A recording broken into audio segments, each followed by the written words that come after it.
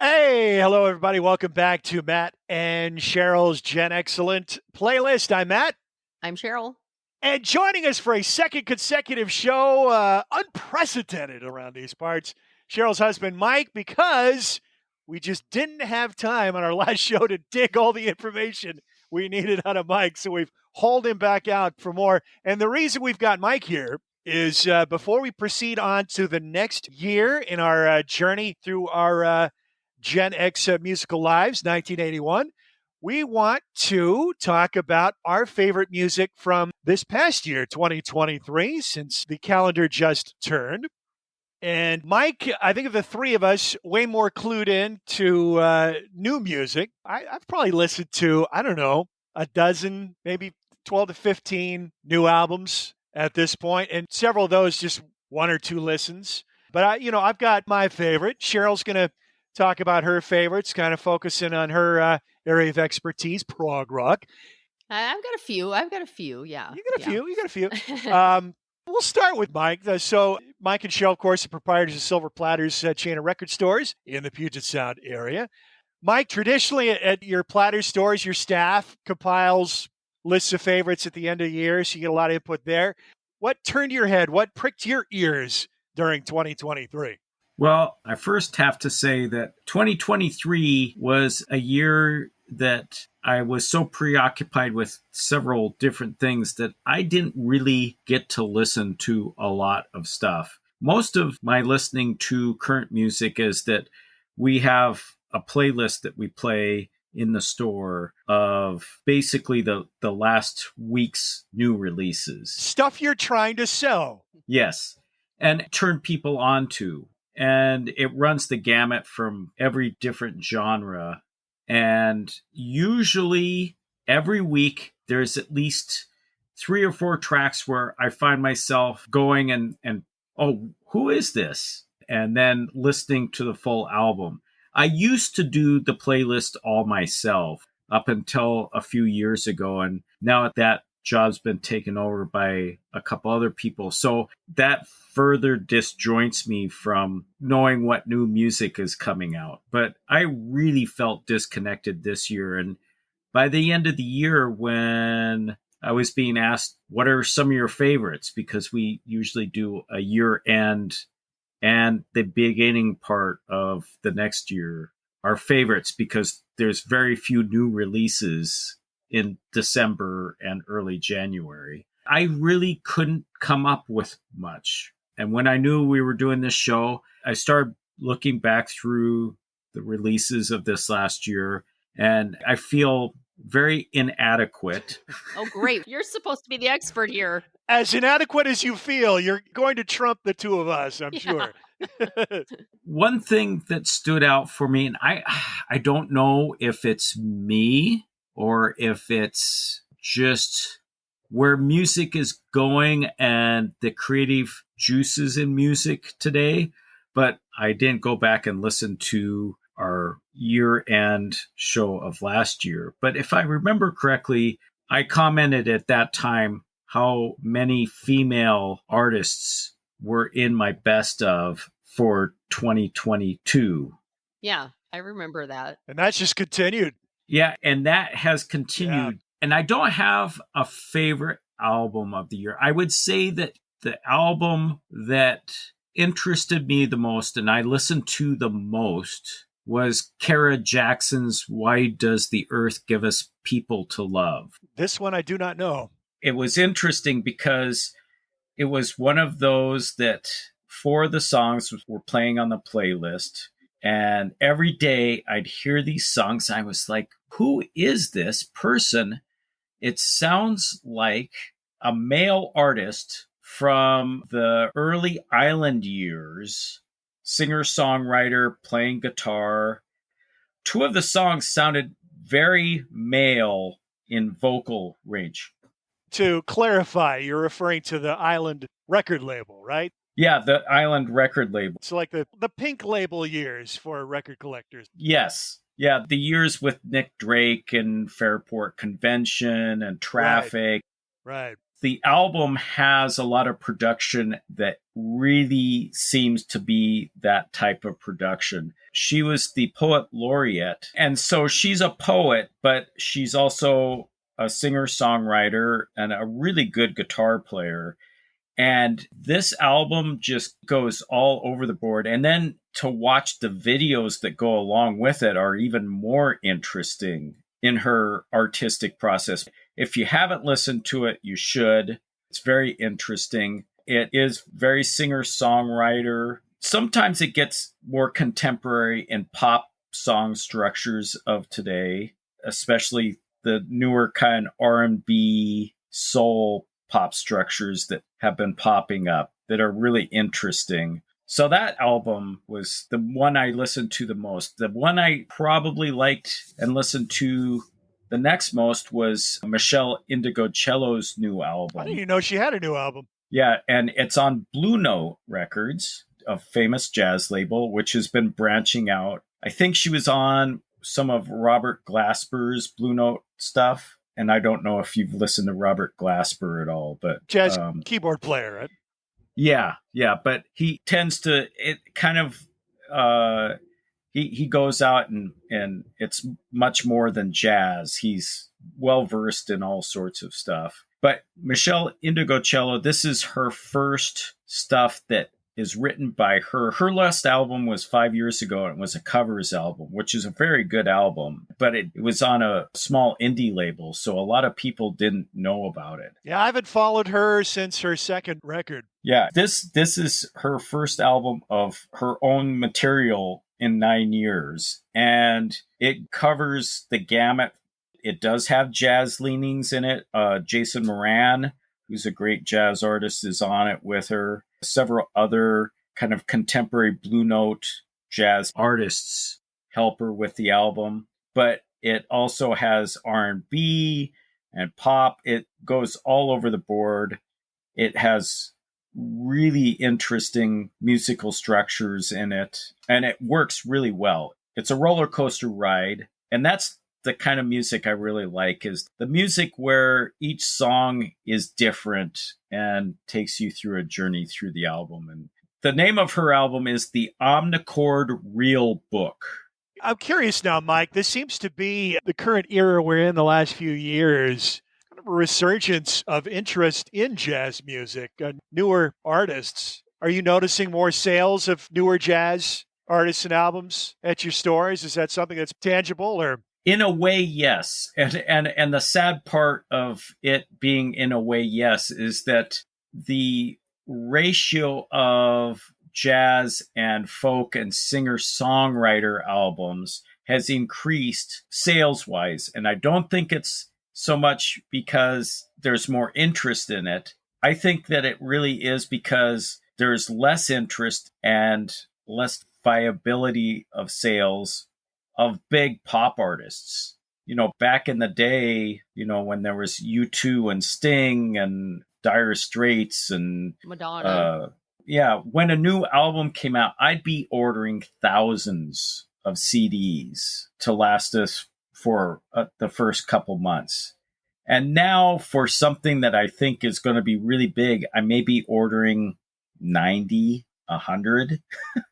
Well, I think the lists of artists of that caliber that are going to ship those kind of units on, release date Tuesday or the first couple of weeks is way shorter than it used to be. I mean, you got Taylor Swift. Yes. Now, I'm sure you're still ordering bulk copies of whatever she's putting out, but there's just very few other artists of that caliber that are going to ship the kind of physical product. Yeah, but because of that, the jazz genre and folk and country also has been getting a resurgence. It's certainly not like it was with the resurgence of country back in the early 90s, if you can remember that. Garth Brooks era. Shania Twain. Yeah, but it is similar with Zach Bryan and Morgan Wallen, plus older people still releasing stuff like Willie Nelson, still releasing albums. Unfortunately, his newest album isn't on my list of best ofs. But getting back to best ofs, the third album that I found very interesting was once again a female artist. Once again, kind of like Michelle Indigocello, someone who's more famous for her first album that came out years ago, but her newest album, Black Rainbows came out this last year, and that is Corin Bailey Rae. Right, British artist, yeah. Yeah, British artist. Although she did this album over here in the States, from what I understand, and in Chicago, kind of absorbing the soul and history of Chicago to use in the album. One thing I didn't know about Corin Bailey Rae really was that her first band was a punk band. And you wouldn't ever think of her being a punk artist based on her previous material. But in this album, there are some rockers, and they're really good and very interesting. And once again, it's all over the board as far as styles and moods and tempos, but it's a really good album. And then the most popular album that's on my top picks is Olivia Rodrigo, her album Guts. I did like Sour when it came out. I thought for someone in that pop vein, it had a bite to it and a sensibility, and at times kind of a rawness. It wasn't as produced. I think of her as like the edgy Taylor Swift. And Guts brings the edginess even more to the forefront. Yes. And those edgy songs are the ones that I really like off the album. The ballads and the poppy stuff are good, but it's the songs with the kind of the snarl and the venom and the edginess that I think she does a really good job with. Yeah, some real sting there. She's kind of drawing on some 90s alternative sounds on that record too. Yep. And then the other albums that caught my ear, Depeche Mode, Memento Mori. I'm not a huge Depeche Mode fan, although I really thought that they did a really good job of coming up with an album that sounded like them, but took it to a different level and was new and listenable and something that I really enjoyed. That one was on a lot of people's best of lists, I noticed. Yeah, it surprised me because there's a lot of 80s bands putting out new albums. Most of them are just kind of regurgitating the sound or even straight covers of what they did back in the 80s. And that's what I was kind of expecting from the Depeche Mode, but it isn't what they put out there. It's something new. And one of the main guys just died, I think, fairly recently. Right, too. Andy Fletcher. That's the title of the album. It's a reference to his death. Yeah. Another 70s, 80s artist that had a new album came out near the end of the year is Peter Gabriel. His album I.O. I think that's how you pronounce it. Yeah, it's like I/O. There's a slash in there, so it's not a reference to the what is that? One of the moons of Jupiter, Io, or yeah, I'm not quite sure. Yeah, I think input output. I think is what that stands for. Yeah, I think it's supposed to be input output, and kind of going with that input output. There are two versions of the album. There's a bright side mix and a dark side mix. Same songs, but just different mixes. They're both worth listening to. And being the huge nerd I am, one of my fascinations is multi-channel. This one was released and songs composed for multi-channel listening. When I first heard it, I was like, it sounds like Peter Gabriel. It's pretty safe. I was like, I don't know how good this album is. But once I started listening to it in multi-channel, it grew on me and became one of my favorites of the year. Yeah, I can tell that this one is going to be a grower. I've listened to it a few times. I definitely need to spend some more time with it. And then a few others from the year, The Queens of the Stone Age in Times New Roman. I haven't gotten to that one yet. It's a good rocker. There's a song where they totally are the Hives. I don't know if you remember the band, the Hives. The garage rock revival. Yeah. Yes. They put out a new album this year, but the Queens of the Stone Age out-hived the Hives was one of the songs on their album. YOLO Tango put out an album. They've been around for quite a while, and it's worth a listen. They still have it. It is a really good album. Much like that, Wilco put out a new album this year, Cousin. It definitely sounds Wilco, but Yep. they kind of stretch it a bit. They got Kate LeBon in to produce Yeah. that album. They self-produced most of their material before that. Yeah, it's a good album.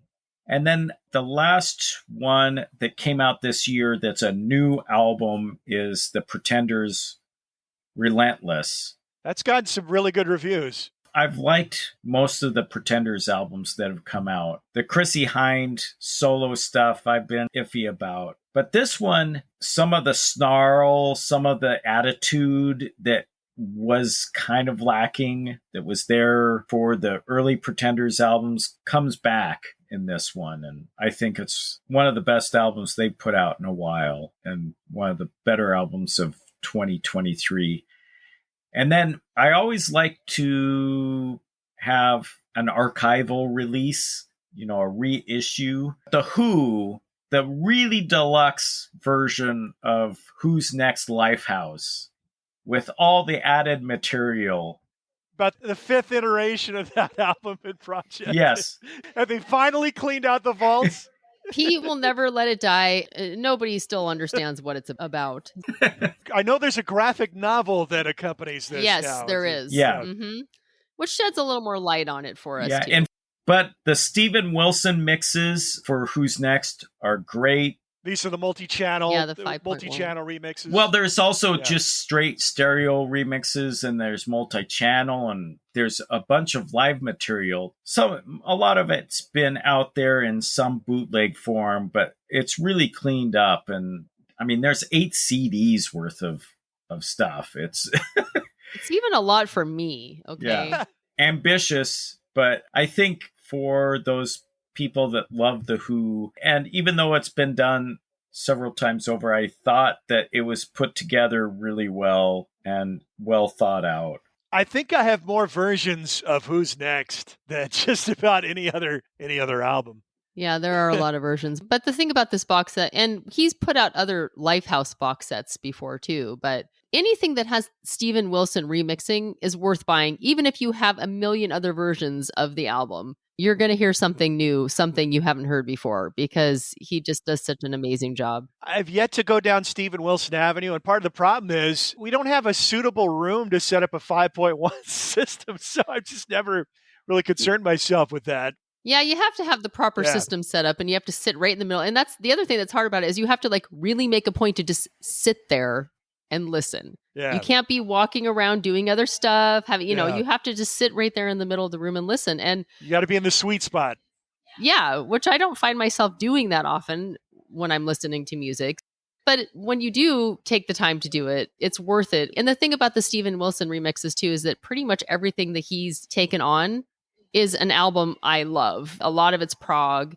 And, the fact that he did this Who's Next, like, that's amazing. He picks and chooses and projects XTC. that are, XTC. And so that makes it more worth it for me, too.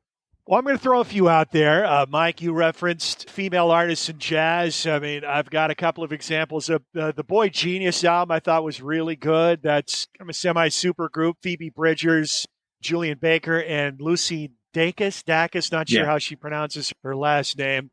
Listen to the Julie Byrne album for the first time today. It's something I may revisit. Jazz-wise, a really, really interesting record was the Kofi Flex album, which is a mix of contemporary jazz artists and kind of underground hip-hop guys. Really cool record. There's a rapper on there named Billy Woods, who's still rather underground, but really talented guy. Mm-hmm. On the female vein, it's not her project, but the newest New Pornographers record I really enjoyed. The first reviews I read of it seemed kind of lukewarm, but it's kind of a different vibe to a lot of their previous work. A little more sedate, a little more toned down, kind of a different rhythm to it. But I really enjoyed it quite a bit. Of course, Nico Case is brilliant. You know what it really impresses me about that group? Now, it's Carl Newman who releases solo stuff under AC Newman. They're his songs. Now, and you used to have Dan Behar in the group, who has his own project, Destroyer. Now, he's no longer recording with them. I think they've indicated that he may rejoin the fold at some point. The last couple of albums have not had his songs. He's usually had 2 or 3 cuts per album, and they're always interesting. So he's no longer there. So it's really all of Carl Newman's compositions. But what really, it kind of blew me away when I discovered this. I've been into this band for years. I always thought the songs that Nico Case sang lead vocals on, or at least a lot of them, that she was either co-writing or writing. And that's not the case. She's singing his stuff. He's writing for her voice. And if you know her work, and I love her, it really sounds lyrically and like a lot of her solo stuff. So that's very impressive to me. But I really like that album quite a bit. One of the top reissues of this last year, I felt, was the Nico Case. It's not a reissue, but it's basically a retrospective of her career. Well done and put together really well. Yeah, she's a brilliant artist. So, like I said, I've listened to about 15, 16 new albums, and I've liked most of what I've heard. The new Foo Fighters record, they just, they're just so consistently strong. And like Depeche Mode, they're honoring a fallen bandmate with this new album, Taylor Hawkins, the drummer who died. But another quality piece of work from Dave Grohl and company. The one that I'm going to single out here and pick as my favorite, and I've referenced this artist numerous times on this show, Jason Isbell and the 400 Unit, their newest album, Weather Vanes, outstanding. Now, the last album that he put out was a covers record called Georgia Blue, and he promised back in 2020 that if Joe Biden won the state of Georgia, that he would record an album of all songs written by Georgia songwriters and artists, and he followed through on his promise. That's what Georgia Blue was a covers record, and it was, it was a nice sentiment, but at least the songs that I knew on that record, he didn't improve upon them, any of them that I heard.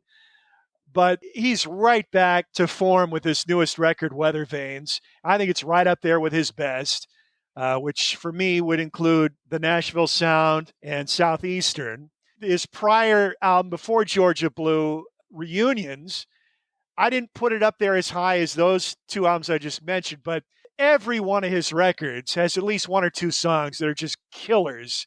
And he's such a poignant writer.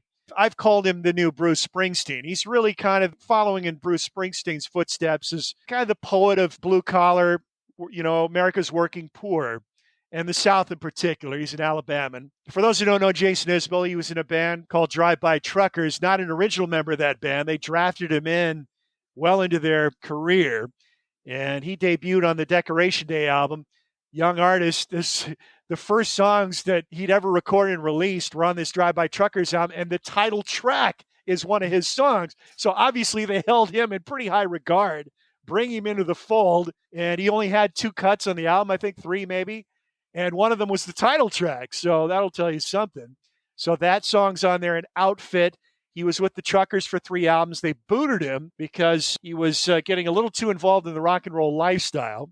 He's been very public about his battles with addiction and anxiety, and he's long since sobered up, but it has not affected the quality of his work one iota. He's still putting out killer music and still writes these songs that just really cut straight to your heart.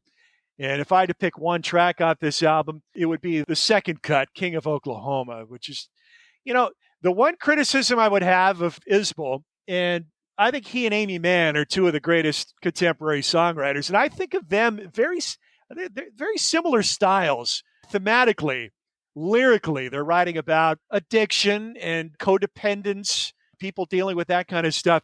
I would love to see them tour together. In fact, I think it would be amazing to see them tour together and have them sing each other's songs. I think that would be incredible.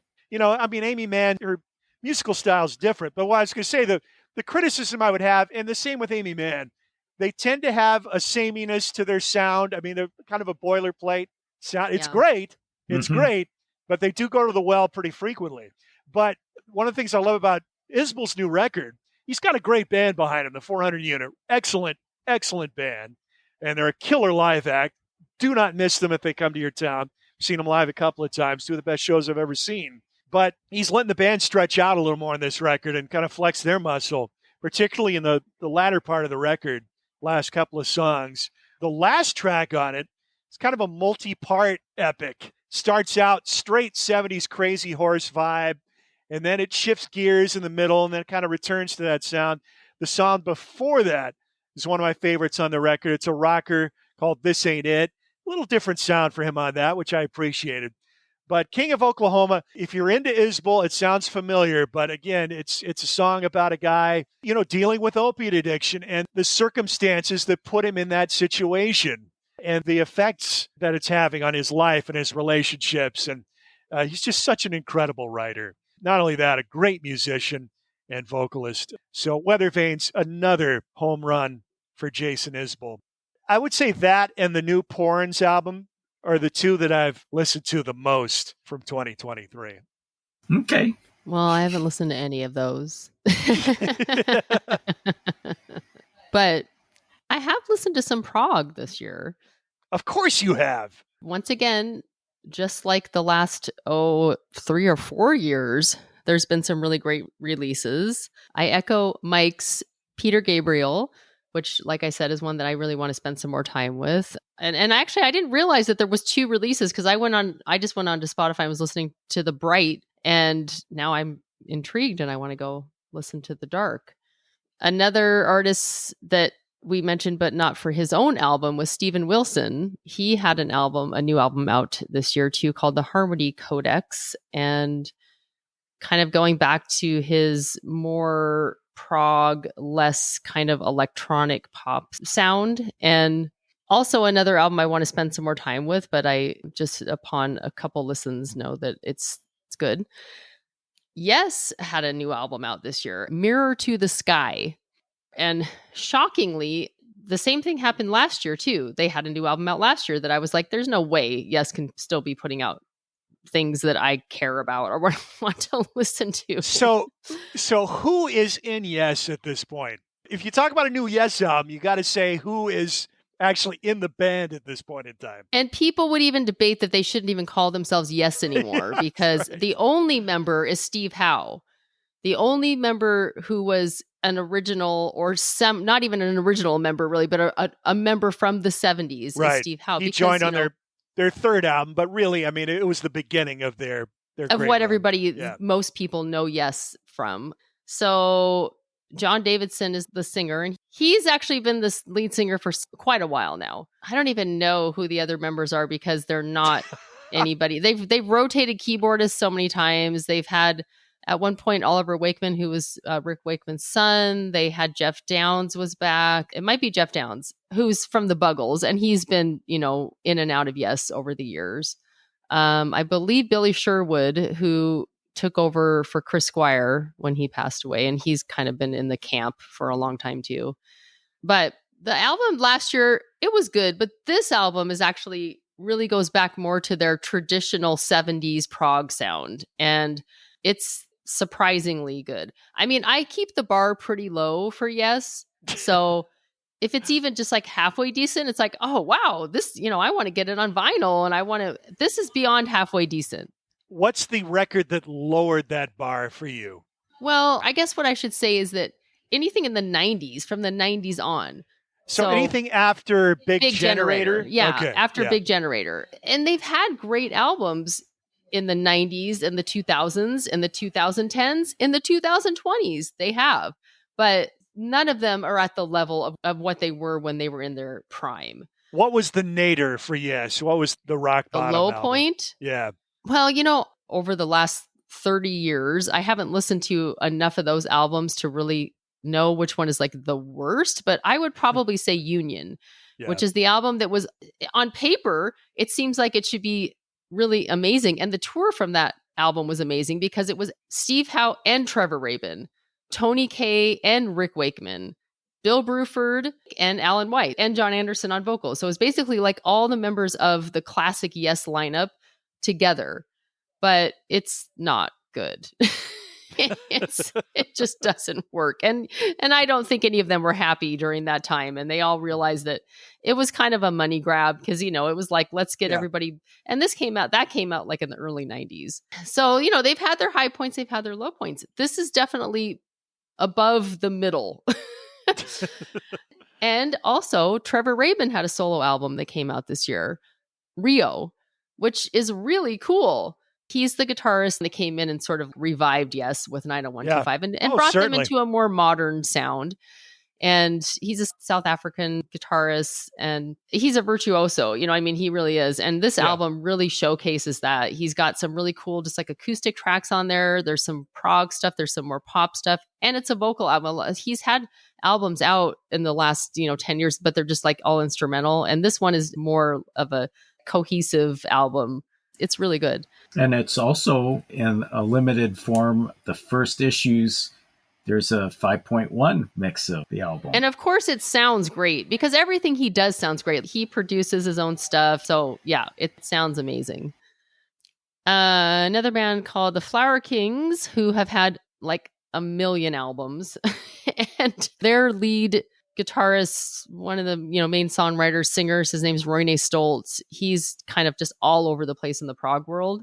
Had albums out with John Anderson from Yes. He's in the supergroup Transatlantic. And the Flower Kings, his band, had an album out this year called Look at You Now.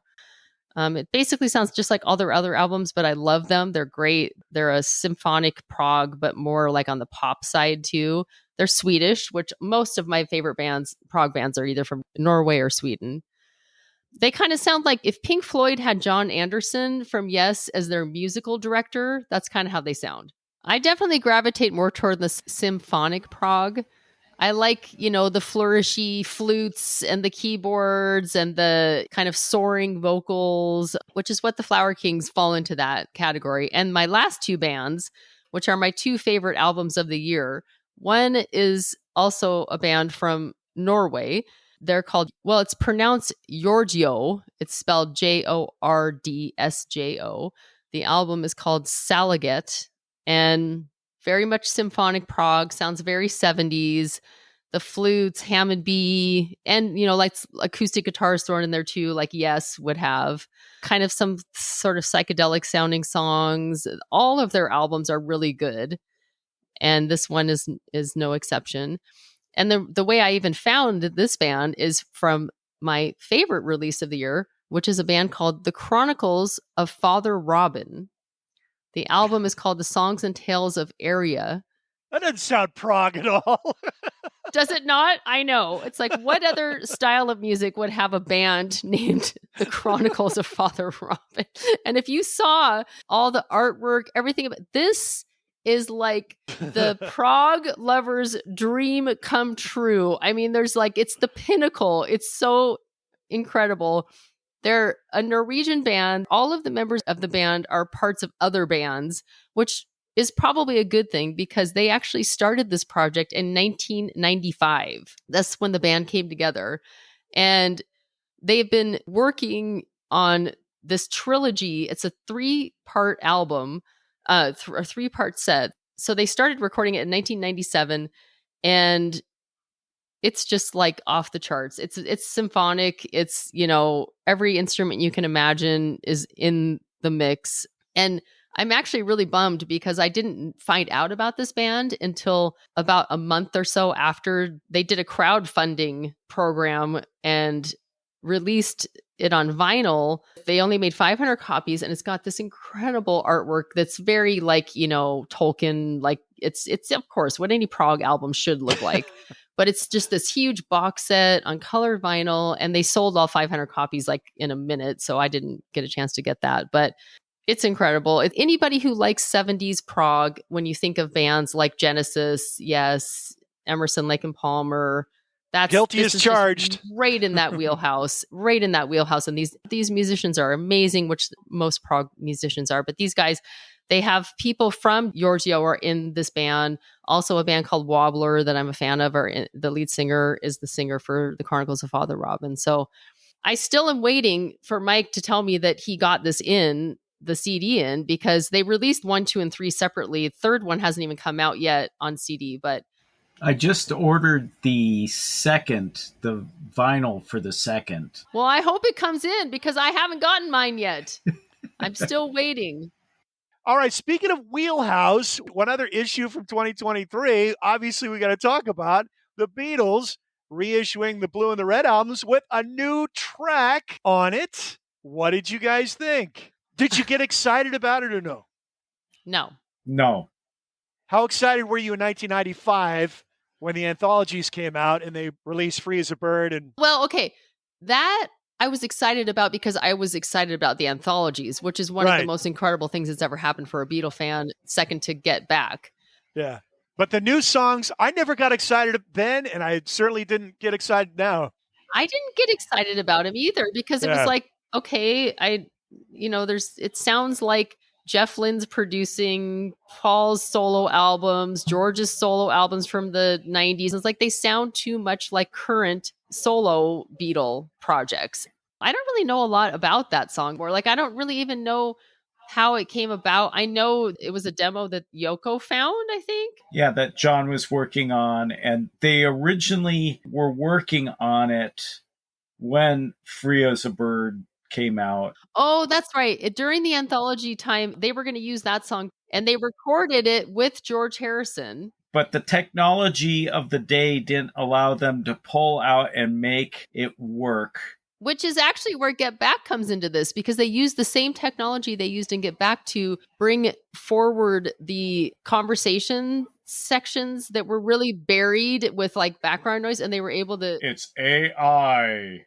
AI is now making. AI is the fifth Beatle. Yes.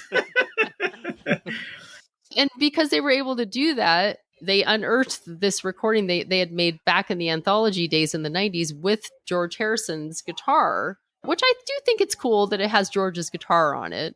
But at least for me, the more I listen to it, the more and more it just becomes Jeff Lynne. Although Jeff Lynne isn't mentioned at all on it. He didn't produce this. Or in the videos about the making of it and everything, he really isn't shown, but he was key in that whole production of Free as a Bird and everything. And I'm not sure whether it's intentional or not, but the whole orchestration that goes on behind this new song and how it's laid out and the production of it. You're hearing it in George's the more guitar, I listen to it, it just... The first time I said to people at Silver Platters, this sounds like Jeff Lynne, everyone's like, no, it doesn't. But then over the next few days, people were like, it is. It's Jeff Lynne. I can hear Jeff Lynne and ELO all over this thing. But I think it's because that was when they were recording George's guitar. It was with Jeff Lynne. And I mean, it was during that era, too, where everything George did sounded like Jeff Lynne. So I think that's why that comes out so much in there. Yeah. But I agree. And it makes it sound too modern in that way, too. Well, not modern. I guess like... It sounds very Will Berry-ish. Traveling Will Berry-ish. Oh, I was like, who's Will Berry? Will Berry-ish. Will Berry. Do you have that traveling Will Berry? Wilbury-ish. But what surprised me is the amount of young people, including our children, but younger people even coming into Silver Platters, they were excited about it. That's what I was going to say too, is I was shocked by how excited my kids were about it. Both of my kids are texting me, did you know that there's a new Beatles song coming out? Did you listen to the Beatles song? I mean, our son, who's in college, is texting me, telling me how excited he's about it. And I was like, really? This is surprising to me. And same with our daughter too. And she's in high school, her friends. And I didn't realize if it was just them or like Mike just said, other young people too. But yeah, they were like totally into it. They thought it was a really exciting, cool thing. So that's neat. I like that about it. Like, I think that's. And they thought it was good. Yeah. And it is good. I don't think it's a bad song. The thing I didn't like when they did it the first time is that it felt like those songs really weren't up to par. And that's why they were never actually recorded and released, because they really were not that great. This song, it's a better song, I think. Well, what did you think about it? I never listened to it. Oh, you haven't? No. So you obviously weren't that excited about it. No, just like I wasn't back in 1995 or 96 or whenever the other ones came out. It's not a Beatles song. It's like it's a Paul McCartney production. Now, if they dug up, a bunch of outtakes that we never heard before, yeah, I'd get excited about that, but Yeah, which is what Get Back was really in a sense, and that is exciting. Yeah. No, I watched all of that. No, I was glued to that for sure. Well, I'm glad we're ending this on the Beatles because the Beatles certainly loom large over the next year on our journey through the past. That is Matt and Sheryl's Gen Excellent playlist. We will begin our survey of the year 1981 by looking at the aftermath of the murder of John Lennon, which occurred early in December of 1980. Lennon had released his latest album after a 5-year absence called Double Fantasy, co-credited to John and wife Yoko Ono, and they alternated tracks on that record. Just Like Starting Over was on our 1980 playlist as one of the big hits of that year. And that album would continue to sell in mass quantities, and two other big singles would be released from that album in 1981. Woman, which was the next single release, one of the bigger hits of that year. And then Watching the Wheels was the third single, all reached the top 10 in the United States. Not only that, but John's Beatle bandmates would have their response to his tragic death and tributes as well, a couple of which came out in the year 1981. We'll talk about all of that when we christen 1981 in our next episode of Matt and Sheryl's Gen Excellent playlist. But until then, I'm Matt. I'm Sheryl. And I'm Mike. Thanks for joining us, everybody. Take care.